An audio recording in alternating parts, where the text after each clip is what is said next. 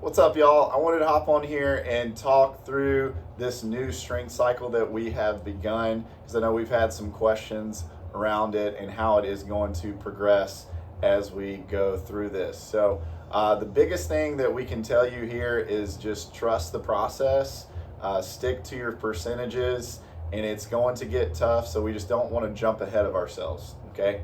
So, what we're going to do, we've got three-week waves that we're going to be going through in this strength cycle. So I'm going to use week one, the week that we're in now, as an example for you. Okay. So we've got week one here, 5 sets of 8 at 65% of your working max. All right. So remember that working max is 90% of your true 1 rep. Next week, week 2, you're going to do 2 sets of 8 at 72.5%. And then your third set is going to be as many reps as possible minus 2. Okay. So let's say it's a back squat day. You've got 72.5% loaded on the bar of your working max. You've been doing 8 reps and you feel like you can hit 18, all right? We're feeling good, but 18 would be your absolute maximum. We want you to stop at 16, all right? So we're stopping a couple reps shy of maximum. Week 3, you're gonna build up to 80% of your working max and go for as many reps as possible, okay? You're holding nothing in the tank. We're going for as many as we can. Now this is a very important week because we're going to use that data to adjust your working max moving forward. Okay, so I've got an example here. Let's just stick with the back squat. All right, so let's say your previous back squat working max was 205 pounds.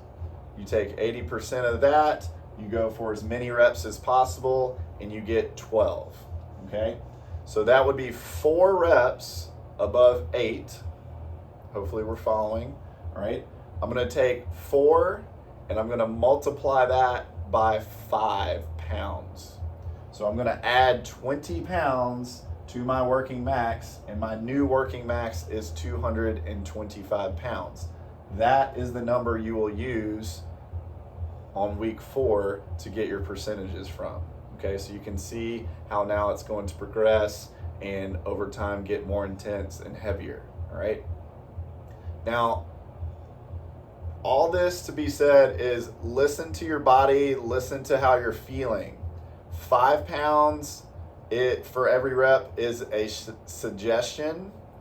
We can modify that down to 2.5 if we need to. So for the squat and the deadlift, we're looking at either 2.5 or 5 pound increases for every rep.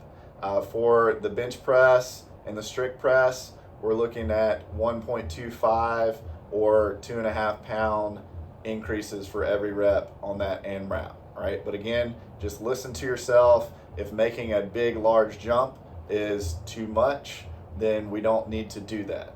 Okay, and there are going to be limits on how big of a jump we make. All right, so if we've got someone who's just got really great muscular endurance, they bang out a crazy number, then we obviously don't want them to add like 100 pounds to their working max because that just wouldn't work out. But in your notes, we'll make sure you know, like, okay, if you hit this number, then we're not going to add any more weight beyond that. Okay. Please feel free to ask us any questions about this. We're super excited, stoked to see how strong everyone's going to get. And as always, good vibes, hard work.